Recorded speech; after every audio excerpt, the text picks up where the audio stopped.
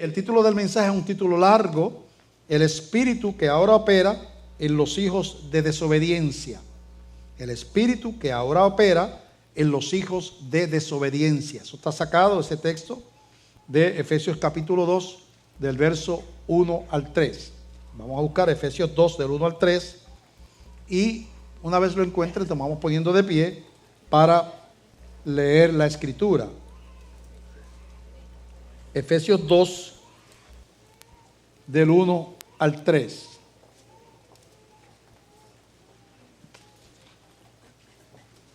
Leemos Efesios 2, del 1 al 3, para desarrollar el tema: el espíritu que ahora opera en los hijos de desobediencia. Quiere decir que los hijos de desobediencia, los que están en contra de Dios y de su palabra, están dirigidos por un espíritu que opera en ellos, ¿verdad? Si usted analiza el título que está sacado de este verso, quiere decir que hay espíritus invisibles operando en los hijos de desobediencia. No siempre se dan cuenta de eso, la mayor parte de las veces no se dan cuenta. Pero entonces son dirigidos espiritualmente en contra de la voluntad de Dios. Y leemos Efesios 2 en adelante, del 1 al 3, dice: y Él, está hablando de Jesús, hablándole a la iglesia, Él os dio vida a vosotros cuando estabais muertos en vuestros delitos y pecados, en los cuales anduvisteis en otro tiempo, siguiendo la corriente de este mundo, conforme al príncipe de la potestad del aire, el espíritu que ahora opera en los hijos de desobediencia. Quiere decir que la corriente de este mundo, ¿verdad? El sistema llamado mundo tiene un príncipe que opera, ¿verdad? Y que operaba en nosotros también, porque todo aquel que no está bajo Cristo está bajo la potestad del príncipe de la potestad del aire, de las tinieblas, ¿verdad? Dice ustedes los cristianos, hablándole a la iglesia de Efesios, le dice a los Efesios, la iglesia de Éfeso, le dice: ustedes antes estaban controlados bajo ese espíritu que opera en el mundo, ¿verdad? Y ustedes seguían la corriente de este mundo, conforme, la palabra conforme quiere decir de acuerdo, en unidad, en armonía con ese príncipe de este mundo, el espíritu que ahora opera en los hijos de desobediencia, entre los cuales también todos nosotros, y ahí se incluye el apóstol Pablo, vivimos en otro tiempo en los deseos de nuestra carne, haciendo la voluntad de la carne y de los pensamientos, y éramos por naturaleza hijos de ira, lo mismo que los demás. Vemos que entonces la diferencia entre el nuevo espíritu y el espíritu anterior es que en el espíritu anterior mis reglas eran mis reglas y mis pensamientos eran mis reglas. Yo decidía: esto lo hago, esto no lo hago, esto creo que es bueno, aquello creo que es bueno. Ahora, dice, operamos bajo obediencia. ¿Qué dice la palabra? Entonces vemos que la palabra es bien importante en ser hijo de obediencia. Soy cristiano, pues entonces ya yo no contiendo con la palabra. Ahora yo camino por la palabra. Entonces la palabra viene siendo el punto de identificación, ¿verdad? Decía Jesús: el que me ama, mi palabra guardará. Entonces un cristiano no reta a Dios, no reta, se quita la libertad de decidir: esto es lógico, por lo tanto la Biblia dice esto, pero yo creo que es mejor esto otro, me gusta más esta otra idea. El cristiano no se da esa autoridad. Esto yo no lo entiendo, pero la palabra de Dios, viene de Dios, que sale de la boca de Dios, que está escrita aquí, es la verdad, y por lo tanto yo me conformo no al mundo, sino a lo que dice esa palabra, ¿verdad? Mi opinión entonces humana, mi sabiduría humana, tiene que ser sujeta sumisamente a la palabra de Dios. Amén. Padre, te damos gracias por esta palabra que hemos leído. Llévanos de la mano a través de ella. Ayúdanos a interpretar esa guerra espiritual, esa confrontación que corre desde antes de existir el ser humano en la tierra, comienza en el cielo, en una confrontación espiritual entre Satanás y Dios. Te presentamos el mensaje, queremos que tu Espíritu Santo nos guíe. Señor, llévanos de la mano, ayúdanos a entenderlo. Te lo pedimos, Señor, en el nombre de Jesús. Amén, amén. Pueden sentarse. Decíamos hace un momentito que todo comienza antes de la existencia del ser humano en la tierra, donde vemos que Satanás, cuyo nombre Lucifer quiere decir, o Lucero, quiere decir ángel de gran luz. Obviamente era un ángel en una posición privilegiada, quizás el más alto posición, porque los ángeles habla que tienen ángeles, arcángeles, ángeles, ¿verdad? Y organizado como un ejército. Y que era tanta su hermosura y era tanto su poder que se ensoberbeció, se llenó de soberbia, y entonces se preguntó por qué yo tengo que estar sujeto a Dios si yo puedo tener mi propio reino. Y yo quiero ser como Dios, yo quiero ser otro Dios, ¿verdad? Y entonces dice que se rebeló contra Dios y él fue expulsado, Satanás, que ya es el ángel caído, y con él una tercera parte de los ángeles que le siguieron, que son los demonios, ¿verdad?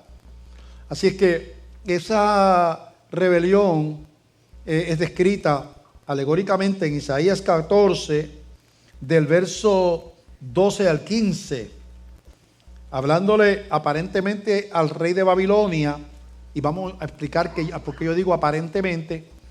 Realmente está hablando de la caída de Satanás. Dice 14:12 de Isaías. Isaías 14:12 dice: ¿Cómo caíste del cielo, oh lucero, hijo de la mañana? Cortado fuiste por tierra, tú que debilitabas a las naciones. Tú que decías en tu corazón: subiré al cielo en lo alto, junto a las estrellas de Dios levantaré mi trono, y en el monte del testimonio me sentaré a los lados del norte. Sobre las alturas de las nubes subiré y seré semejante al Altísimo. Mas tú derribado eres hasta el Seol, a los lados del abismo. Entonces, ¿por qué decimos que eso que se describe como al rey de Babilonia, le estamos diciendo que el que operó en el rey de Babilonia para que se exaltara y se creyera a Dios, dice, fue Satanás, porque eso fue lo que Satanás hizo. Por eso Dios le habla al rey de Babilonia, pero realmente a quien le está hablando es a Satanás. ¿Tiene eso precedente o tiene eso otro lugar en la Biblia donde ocurra? Claro que lo tiene. Cuando Jesucristo va a morir en la cruz, lo dice a los apóstoles que él tiene que padecer y tiene que morir. Pedro, uno de los apóstoles, empieza a tratar de convencer a Jesús de que no muera. No hagas eso, no permitas que eso te acontezca, no permitas que eso te pase.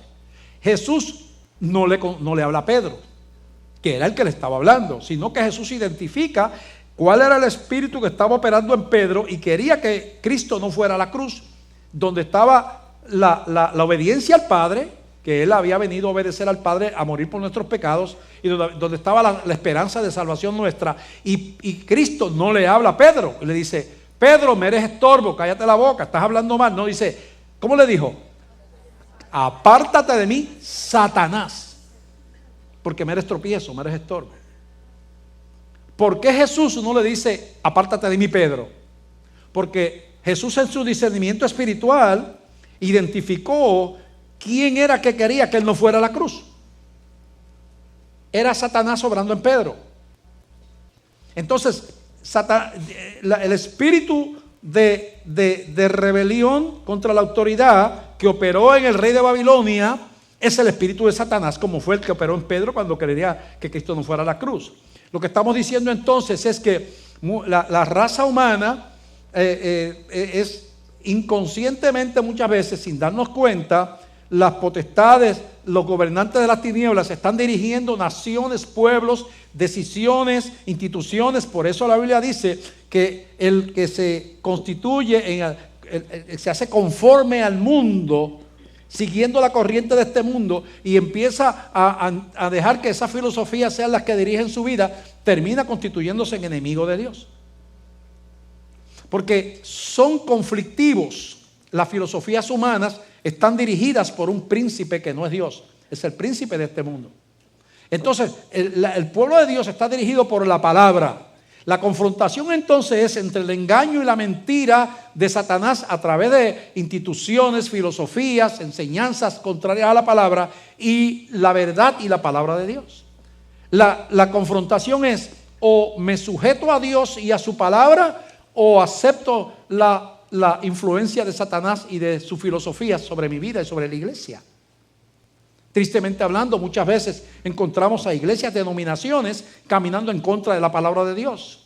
Hay denominaciones que han quitado la Biblia como inspirada de Dios. No es inspirada por Dios, la han eliminado. Hay denominaciones y grupos que han entrado a aceptar filosofías humanas, desechando la inspiración de las Escrituras. Uno de esos es lo que llaman la teología de la liberación, que es un tipo de filosofía pseudo cristiana que entra a los seminarios de Latinoamérica en los años 60, cuando el auge del comunismo, donde prácticamente en Latinoamérica todos los profesores de ciencias sociales, ciencias políticas, humanidades eran marxistas, leninistas.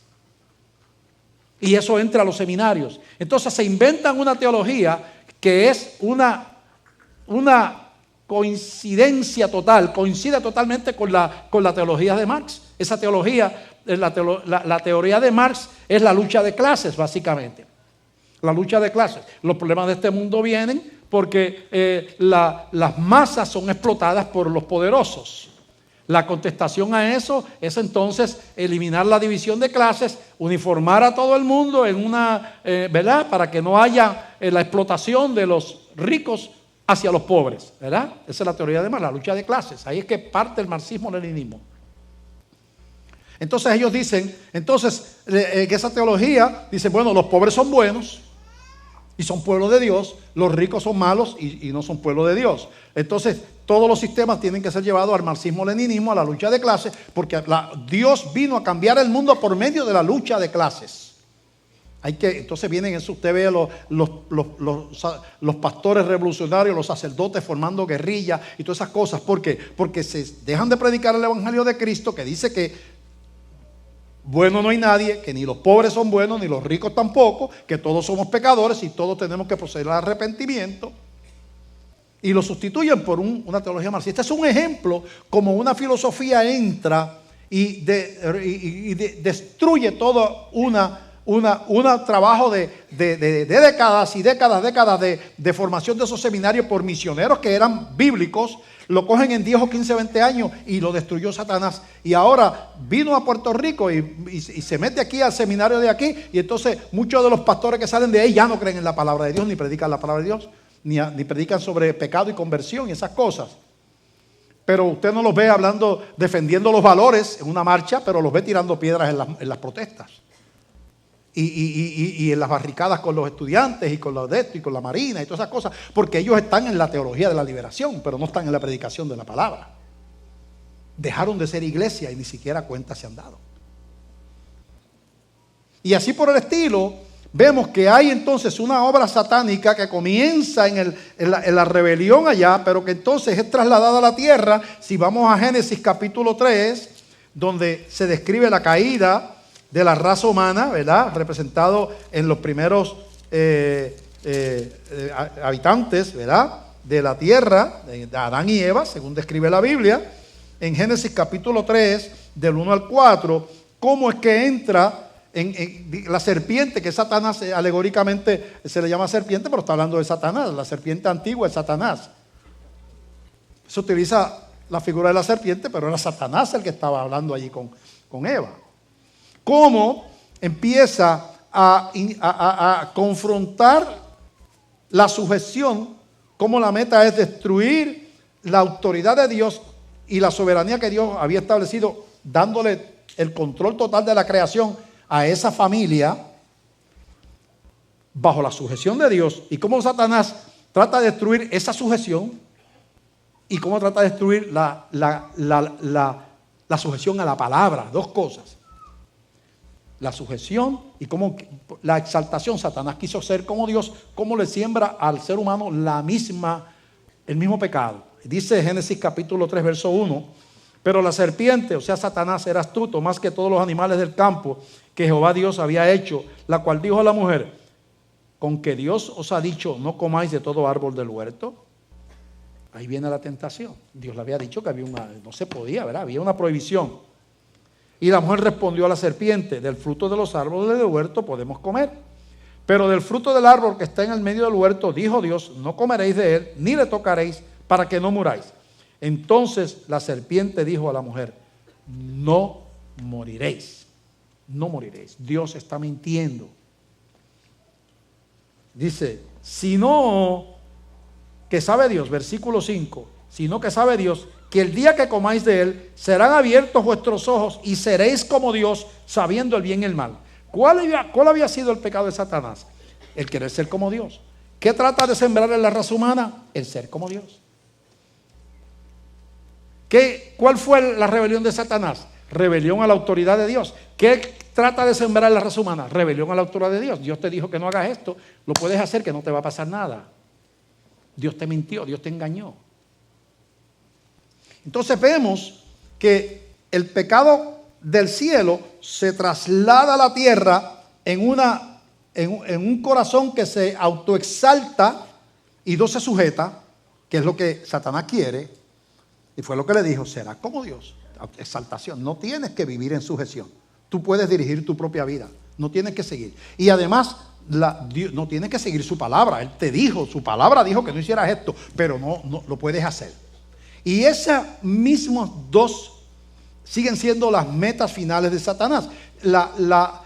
Que no andemos bajo la soberanía y la autoridad de Dios y que no vivamos bajo su palabra. Esas son las dos metas principales a través de toda la historia. Que no vivamos bajo la soberanía de un solo Dios, el Dios verdadero, bajo la sujeción, bajo ese Dios verdadero, y que no obedezcamos su palabra. Todas las luchas son realmente una extensión de esas dos metas.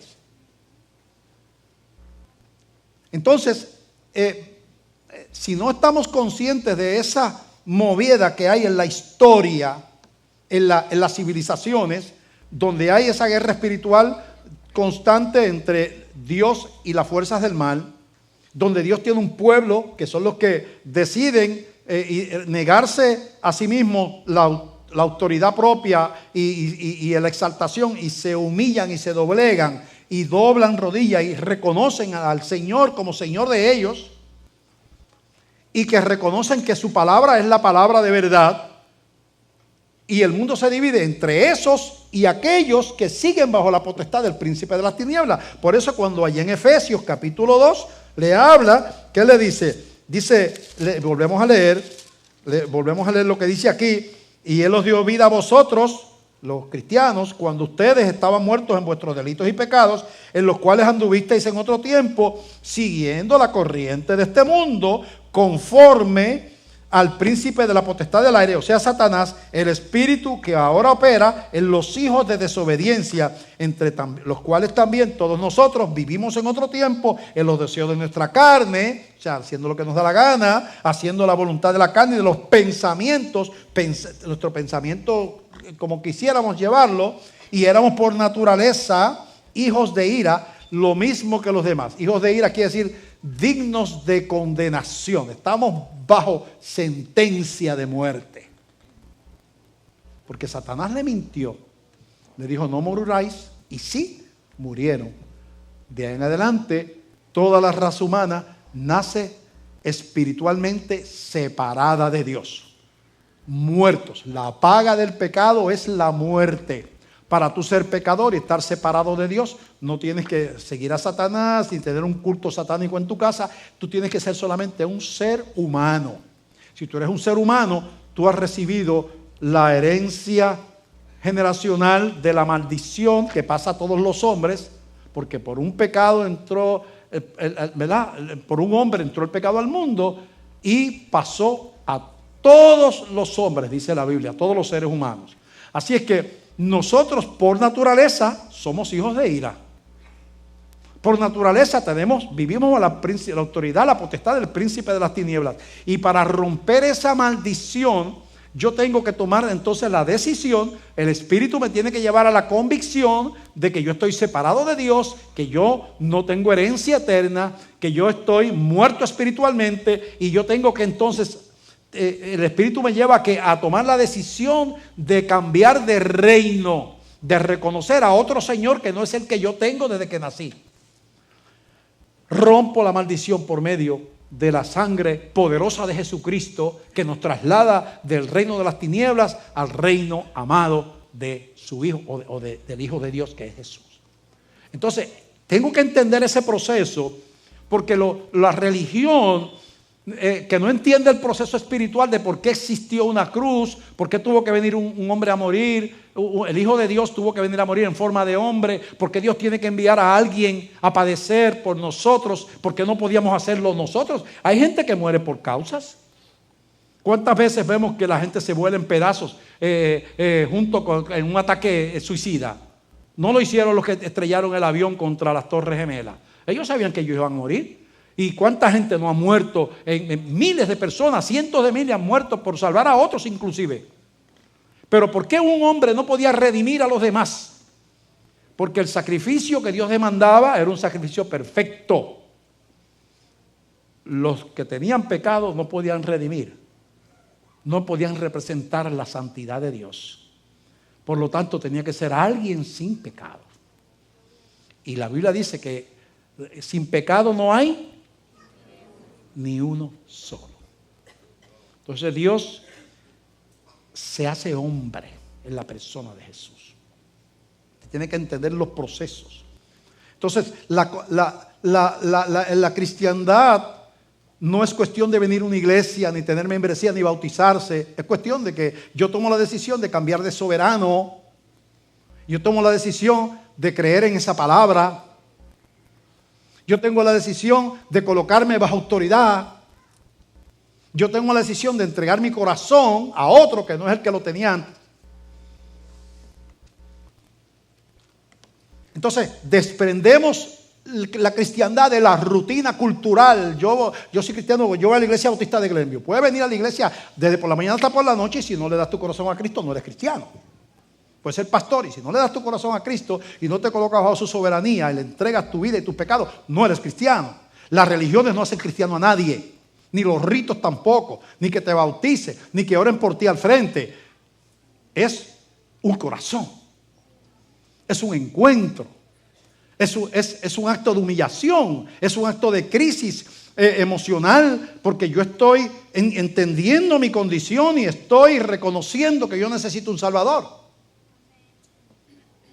Es una humillación porque yo reconozco que no tengo la capacidad ni la manera de salvarme a mí mismo. Y me doblego delante de aquel que es el único que me puede salvar. Tenemos que entender que entonces esa guerra antecede inclusive a la raza humana y comienza en el mismo huerto. El mismo pecado de Satanás de serás como Dios, le dijo a la mujer. La misma autoexaltación que él quiso tener, ser como Dios. Y la misma rebelión contra la palabra, no moriréis, contra la autoridad de Dios, fue lo que él le sembró a la raza humana. Y es lo que corre a través de la historia hasta el día de hoy. Tenemos que entender esa verdad. Así que, por lo tanto, el ataque a la verdad y a la palabra de Dios es, a través de la historia, es lo que vemos en estos días y que ha tenido un auge en los últimos tiempos. De eso vamos a hablar, porque según se acerca la confrontación final, se acerca el ataque sobre los enviados y los que hablan a nombre de Dios. Sobre la iglesia. Vamos a ver que paralelo a ciertos movimientos que parecen de libertades sociales o de libertad de equidad, viene un ataque masivo contra la iglesia. Que vamos a hablar de eso más adelante porque no podemos desarrollar todos los temas al mismo tiempo. Así que, además de eso, poco tiempo después del evento que hablamos, o poco tiempo después no, porque la gente duraba muchísimo y estamos hablando de muchos años, ¿verdad? En aquellos principios, viene el inicio de la sustitución de la adoración a Dios por adorar otras cosas, que es otra manera en que Satanás obra.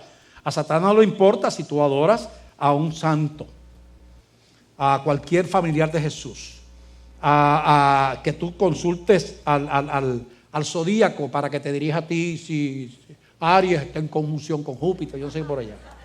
A él no le importa que tú seas hinduista, budista, lo que sea, que después que tú no tengas a Cristo como Señor y tengas a la palabra como la guía y dirección tuya, tú sé lo que tú quieras y Él va a estar en eso ahí. Puedes dedicarte a la santería, te puedes dedicar a tirar las cartas, y en todo lo que tú te metas, que no sea eso que está ahí, estás en el reino de Satanás. Porque Dios, Satanás busca adoración porque Él quiso ser Dios. Y Él se acomoda a la adoración que tú quieras. Es más flexible que Dios, que tiene un solo camino. El Señor es uno y Dios y un solo mediador que se llama Jesucristo. Y un solo espíritu. No, más nada. No hay más nada. Pero Satanás, mira muchacho, puede adorar la luna, el sol, las estrellas, de lo que tú quieras. Que yo estoy contigo. Yo soy yo tengo la mente más amplia que Dios. Soy más liberal. Y de hecho, una de las cosas que Satanás quiere sembrar es que el ser fundamental en la palabra es fanatismo, que el ser maduro es tener muchas opciones. El decir Cristo es el camino, nadie llega al Padre si no es por Él, eso es fanático. No, porque que de los budistas y que de los hinduistas y que de la gente, cada cual busca a Dios a su manera. ¿No te suena eso mucho más humano y más misericordioso y de mente más amplia? Porque tú, no importa, tú eres maometano, tú eres musulmán, tú eres budista, tú eres hinduista, tú eres hechicero, tú eres brujo, tú eres nueva era, tú eres lo que sea, tú eres de lo que tú quieras. Y todo el mundo busca a Dios a su manera. Porque al fin y al cabo, Dios es todo y todo es Dios. Eso viene del hinduismo, panteísmo. Dios es todo y todo es Dios. Y entonces mucha gente se está tragando eso. Pero Dios es radical. Jesús dijo, hay muchos caminos, son anchos los caminos que conducen a la perdición. Tiene avenidas, pero el camino que conduce a la gloria de Dios es un camino que es estrecho. Un solo camino. Yo soy el camino, yo soy la verdad, yo soy la vida, dijo Jesús. Nadie viene al Padre si no es por mí. Pero en un mundo, es que Satanás quiere que nuestra prédica suene ilógica, abusiva, fanática, y los medios se encargan de eso. Pero a mí no me importa que se encarguen de eso. Esta es la verdad, y con esta verdad es que está comprometida la Iglesia Bautista de Glenview. Y diga usted lo que le dé la gana. Diga usted lo que le dé la gana. A nosotros no importa. En Génesis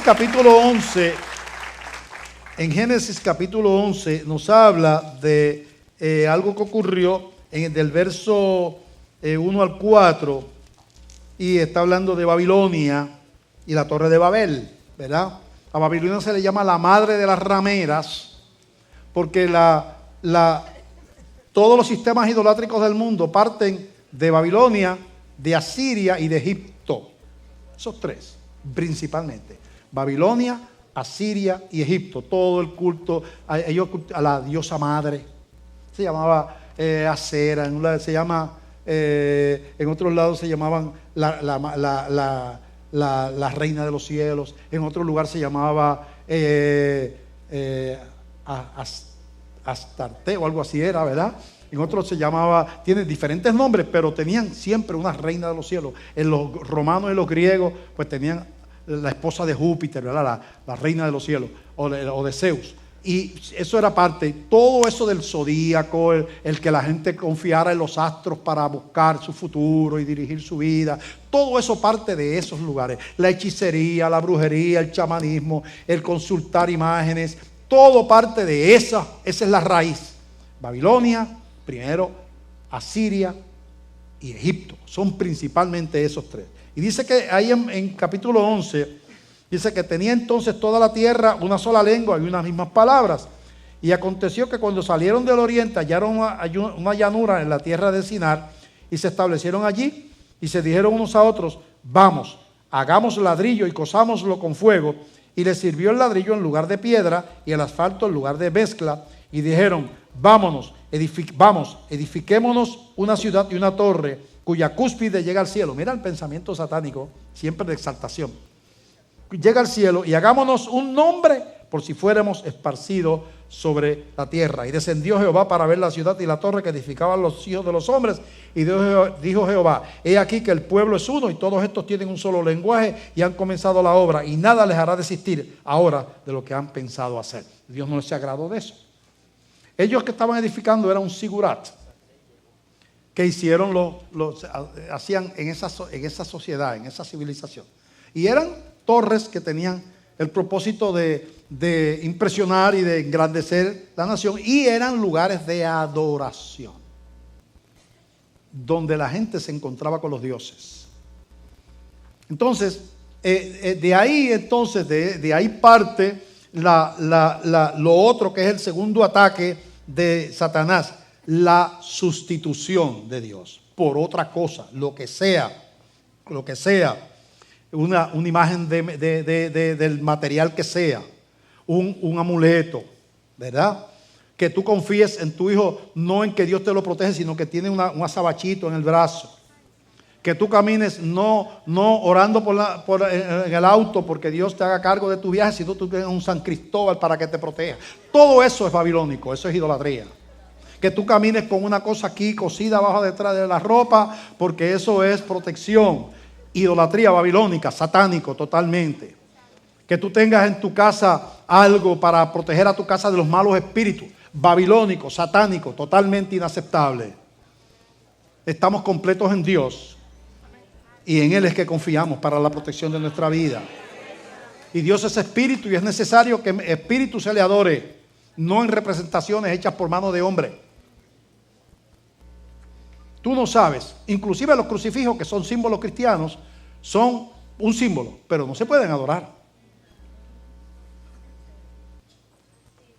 Eso de que uno se protege de los vampiros en las películas con un crucifijo, eso es idolatría.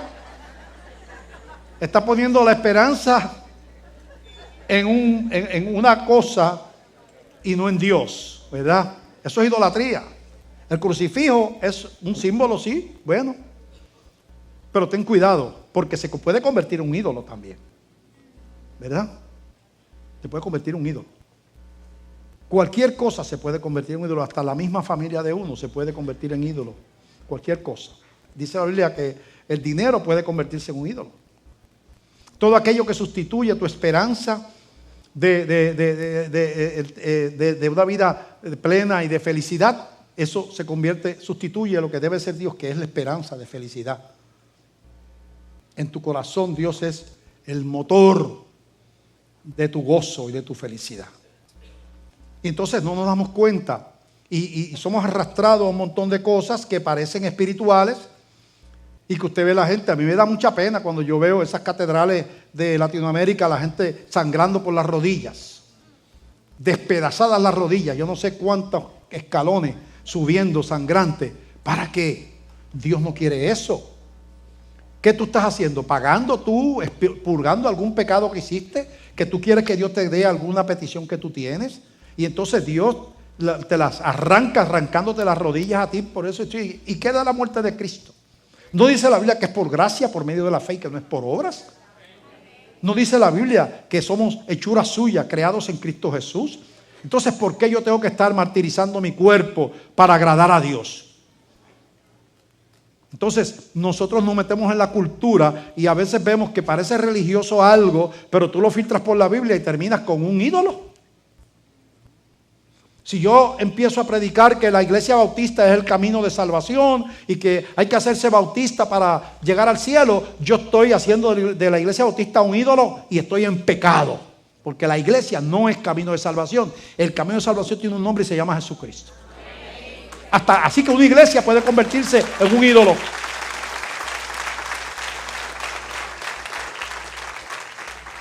Por eso es tan peligrosa la autoexaltación.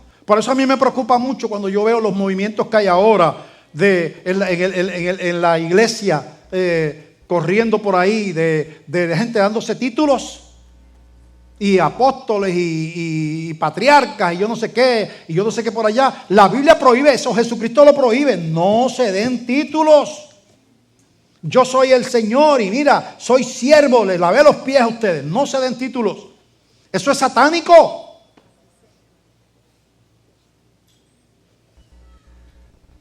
Cuando yo veo a la gente, la moda que hay ahora de decretar y declarar, que es un atributo de Dios, que es el que decreta. Yo pido como Jesús, que era el Hijo de Dios, y digo, yo decreto abundancia de pan. Señor, danos hoy el pan de cada día. Danos el pan de cada día. Jesús le pidió a Dios, siendo el Hijo de Dios, Señor, ¿será posible que pase de mí esta copa? Veamos una humildad en el Hijo de Dios.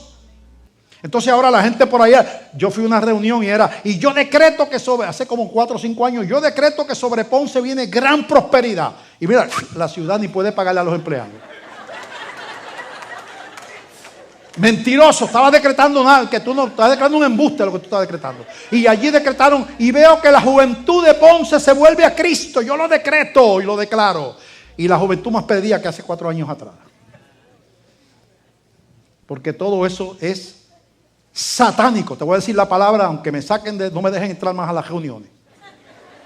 Es satánico. Eso es estar declarando y decretando. Satánico, porque estás haciendo lo mismo que Satanás. Te estás endiosando. Tu boca no tiene poder creativo, no puede hacer las cosas. La boca de Dios es la que hace las cosas y es la que declara y es la que decreta. Satánico es. Para que sigas decretando y sigas declarando. A Dios se acerca uno postrado, no con altivez, postrado, como la sierva clama delante de los ojos de su señora. La sierva, y no está hablando de la sierva, el animal, que es con C, sino la sierva, que es la esclava. Clama, señora, dame pan, porque tú eres la dueña de la casa. Así yo clamo por ti, oh Dios. Así clama por ti, oh Dios, el alma mía. Señor, en toda mi humanidad y toda mi pequeñez, tú conoces cuánto yo te amo. Conozco mis limitaciones, Señor. Conozco que yo no puedo, Señor, vencer a la enfermedad si tú no me ayudas. Yo conozco que yo no puedo ni siquiera predicar si tú no me ayudas. Yo conozco que no se puede dirigir una iglesia si tú no me ayudas. Yo reconozco que no se puede guiar una familia si tú no me ayudas. Yo reconozco, Señor, que el pan que está en mi mesa, si no fuera por tu gracia, no estaría en esa mesa. Yo conozco, Señor, que el agua que me tomé, si no es por tu gracia, no me hubiera tenido agua para tomar. Yo conozco, Señor, que el aire que respiré, no lo podría respirar si tú no me dieras el aliento para respirarlo y no lo pusieras a mi alrededor. Yo reconozco que el sol que vi esta mañana, que calentó mi cuerpo, Señor, no lo tendría si no fuera por tu gracia. Todo viene de ti. Pero Satanás quiere que sustituyamos a Dios con supersticiones y ritos, cuando nos podemos acercar al Dios creador de los cielos y la tierra directamente. La sustitución, otra cosa que Satanás quiere. Ese espíritu operó en el rey de Israel, Jeroboam, que se casó con mujeres no cristianas y metieron sus ídolos a la casa. Y en su descendiente Acab, esposo de Jezabel, que también hizo lo mismo. Jezabel era una mujer pagana y Acab, rey de Israel, descendiente de Jeroboam, se unió a ella y entonces adoptó las costumbres que trajo la mujer pagana con ella. Y entonces ella era la líder de los profetas de Baal, que era culto que habían establecido desde el tiempo de los egipcios allá. El culto a los becerros, culto a Baal. Y ese hombre, ese espíritu de Jezabel, Jezabel es una mujer histórica que existió, pero también es un espíritu, ¿verdad? Así como el espíritu que operó en el rey de Babilonia, que la Biblia le llama el espíritu de Lucifer, en el pasaje que leímos, ¿verdad? El espíritu que operó en Pedro, que Jesús le llama Satanás, ese espíritu. Ahora vemos que en esa mujer llamada Jezabel había una dimensión espiritual que después se vuelve a mencionar en la Biblia, ¿verdad? El espíritu de Jezabel es un espíritu que opera de tres maneras. Utilizaba la seducción, el sexo, para lograr propósitos espirituales. Utilizaba el sexo para controlar a su marido y para introducir la idolatría en el reino. De hecho, cuando el Jehú, que es el que Dios levanta para terminar con Acab, mata al rey y lo saca del camino. Entonces pregunta por la mujer, porque Dios le había mandado acabar con ellos. Y dice, ella se subió a una torre y se sentó y se puso bien bonita, se maquilló, para ver si lograba convencer a Jehú por la parte de la sexualidad, para que, ¿verdad?, lograr lo mismo que ella logró con Acab. Parece que era una mujer atractiva. Y Jehú le dijo, no, tírela de allá arriba, está allá arriba. Pues ella tira, y ya la empujaron y cayó abajo reventada y se mató allá. Pero el espíritu de Jezabel opera a través de la historia, ¿verdad? Por ejemplo, y viene en contra de los profetas. Inmediatamente que Elías, el profeta, destruye y mata a los profetas de Baal, que eran dirigidos por Jezabel, que eran protegidos por ella, Jezabel le manda un mensaje a Elías, que era el profeta, y le dice, así como tú lo hiciste a los profetas de Baal, yo te voy a hacer a ti donde quiera que te encuentre. Y empieza Elías a huir, y Jezabel buscando a Elías para matarlo, porque el espíritu de Jezabel se levanta en contra de la predicación de la verdad y de los profetas. Ese espíritu aparece, por ejemplo, en los tiempos de Jesucristo con Juan el Bautista. Cuando Juan el Bautista va y le habla a Herodes, que era el rey, estaba de rey de Israel, le habla a Herodes y le dice, mira, tú eres judío, pero tú vives en pecado porque la mujer que tú tienes, Herodías, no es tu esposa, es la esposa de tu hermano. Tú estás viviendo, estás en fornicación, estás viviendo con la esposa de tu hermano. Y entonces Herodías le da coraje a eso. Herodes lo mete preso a Juan el Bautista, y Herodías no se conforma con eso y empieza a maquinar cómo matarlo.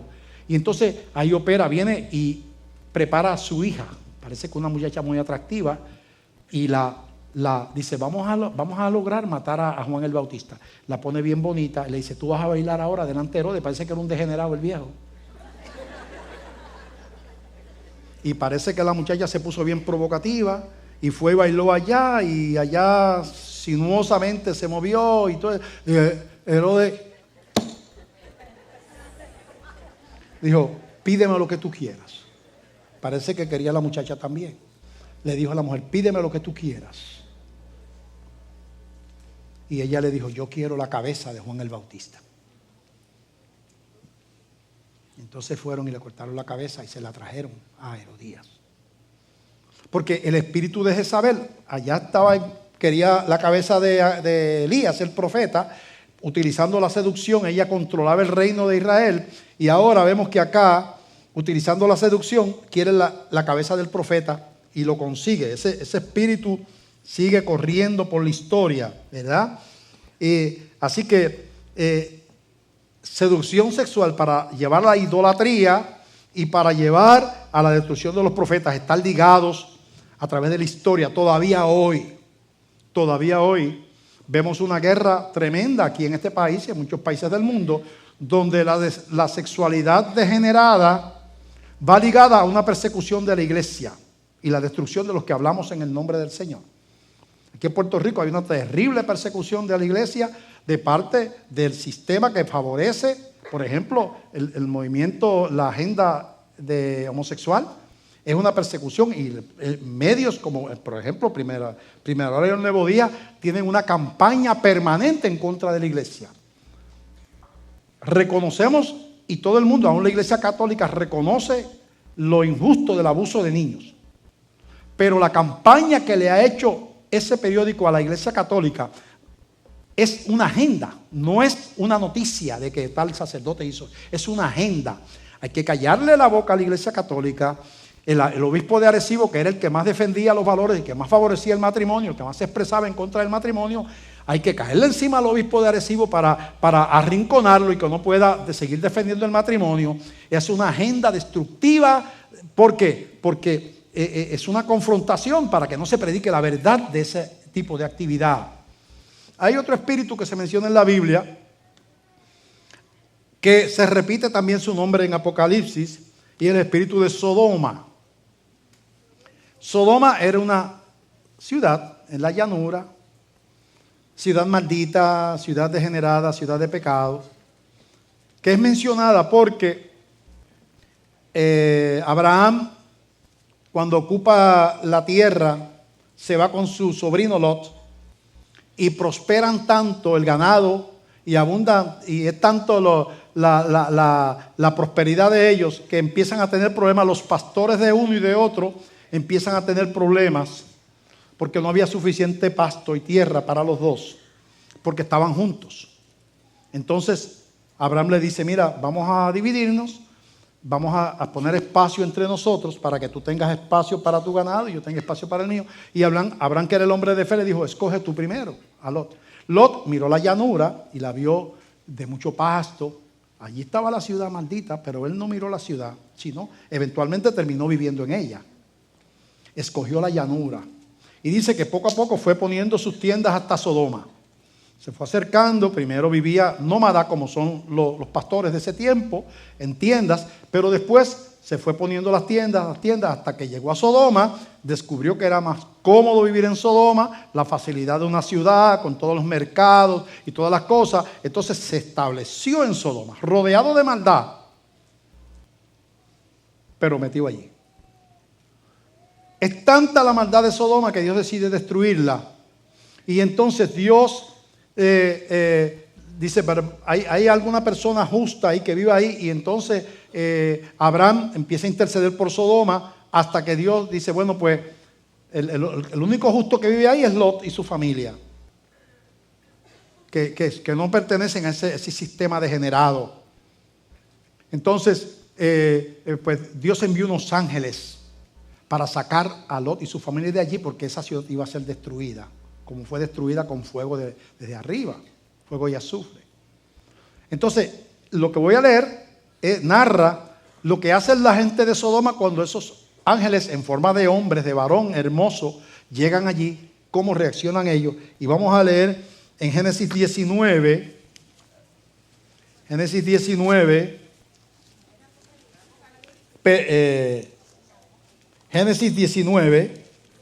del 1 al 11. En Apocalipsis lo vamos a mencionar más tarde. Vamos a hablar de Sodoma primero, lo que pasó allí. Génesis 19, del 1 al 11. ¿Qué sucede cuando llegan esos ángeles allí, a esa ciudad? ¿Por qué? Y vamos a identificar el espíritu de Sodoma. Cómo el espíritu de Sodoma está también ligado en última instancia, que se llama sodomía, a homosexualismo de ahí en adelante, porque ellos eran gente que quiso violar a los ángeles. Los vieron tan hermosos que fueron a la casa de Lot, querían sacarlos para que se lo entregase Lot a ellos para violarlos, ¿verdad? Y eso es, el contexto confirma eso, porque Lot no le ofrece dinero, que él tenía mucho, era muy rico, sino que le ofrece a sus hijas, porque en aquella cultura Lot tenía que proteger a sus huéspedes aún a costa de su vida. Y Lot ve que aquellos hombres querían tener sexo con los ángeles. Los ángeles se podían proteger, pero Dios permitió que Lot hiciera eso. Entonces Lot le dice: no toquen a estos varones que me están visitando en mi casa, sino mejor les entrego mis hijas. Ahí vemos que entonces era sexual el problema, ¿verdad? Era sexual. Y eso en estos últimos años tiene la misma connotación, se ha proliferado, se está esparciendo y creciendo y logrando posiciones de poder, ¿verdad? Ahora mismo acaban de nombrar al Tribunal Supremo de aquí una persona que abiertamente se declara lesbiana, ¿verdad? Entonces vemos cómo se está controla la legislatura de Puerto Rico, controla la Casa de Gobierno de Puerto Rico. En Estados Unidos, el presidente de Estados Unidos ya está controlando el Tribunal Supremo en muchos lugares, en muchos estados. O sea, vemos cómo va creciendo la Sodoma y cómo en los países que ha logrado control, inmediatamente empieza el ataque, ya está empezando aquí en contra de la iglesia, porque el último objetivo es destruir a los enviados de Dios, que lo que hicieron los sodomitas, es atacar a los enviados de Dios. Es el último objetivo de todo esto. Así que la práctica de la sodomía no es el objetivo final de Satanás. Ya la gente está perdida sin hacer eso. Ya la gente está condenada al infierno sin hacer eso. Esa es la condición de todos nosotros hasta que nos convertimos a Cristo. El objetivo final es la iglesia y que no se predique la palabra de Dios. Ese es el objetivo final. La mordaza, la persecución que va a llegar. Uno tiene que reconocer que es necesario que pasen cosas que nos pueden ser desagradables en la carne, pero que son cumplimiento de las profecías. Tiene uno que ver eso, tiene que entenderlo eso. Los cristianos de los primeros 300 años nunca le ganaron a los romanos. Nunca eran los romanos los que estaban siendo comidos por las fieras. Eran los cristianos. Nunca eran los romanos los que estaban quemándose en los postes que le pegaban fuego. Eran los cristianos. Nunca los romanos eran los que estaban siendo azotados y encarcelados y asesinados. Eran los cristianos. Pero ellos estaban viviendo bajo la soberanía de Dios. Estaban ganando, perdiendo terrenalmente. Estaban ganando espiritualmente. Hay cosas que usted ganando las pierde. Tú ves toda esta gente que está proclamando leyes anticristianas y persiguiendo a la iglesia y estableciendo la inmoralidad en los países de las naciones. Están perdiendo. No están ganando. Pero tienen las posiciones, pero están perdiendo. Porque la última palabra no la tienen ellos, la última palabra la tiene el Dios de gloria. Están perdiendo, están en el lado equivocado. Cristianos tienen que entender, como dice Efesios 1, que estábamos perdidos como el resto del mundo, pero Dios nos sacó de allá y nos trajo al reino de acá del Hijo de Dios. Y tenemos una posición, somos coherederos con Cristo. Tenemos que ver el pasar por este mundo como un peregrinar, un corto viaje que se nos da aquí. Pero este no es nuestra casa. Pero hay una cosa que a Satanás se le olvida. Nosotros sabemos el final de esta pelea. Tú sabes que en una pelea de boxeo, un boxeador puede ganar, si es de a 12 asaltos, puede ganar a 11. Pero si en el asalto número 12, el otro boxeador lo achueca, ¿quién ganó la pelea? ¿El que ganó 11 o el que lo achocó? El que lo noqueó. ¿Quién lo ganó? Esta pelea ya está ganada. Porque el Rey de Reyes y el Señor de Señores vendrá y tomará en sus manos el juicio sobre esta tierra. Y aquellos que han seguido y que han vivido y que viven bajo ese dominio de Satanás, siguiendo sus enseñanzas en contra de los profetas, en contra de la verdad, eso ya la Biblia dice que va a ocurrir. Y algún día veremos el cielo abierto y vendremos venir a aquel Rey de Reyes y Señor de Señores a buscar a su iglesia. Y esta tierra está destinada a la destrucción, como dice en la epístola de Pedro, que los elementos ardiendo serán quemados y la tierra como la conocemos será deshecha. Y Dios habrá, dice, un cielo nuevo y una tierra nueva donde mora la justicia. Esta pelea ya está decidida. El Señor, Rey de Reyes, a quien Satanás se tiene que sujetar eventualmente a la larga y va a ser atado y por la eternidad eventualmente. Él es el que tiene la última palabra. Nosotros somos su pueblo, su iglesia.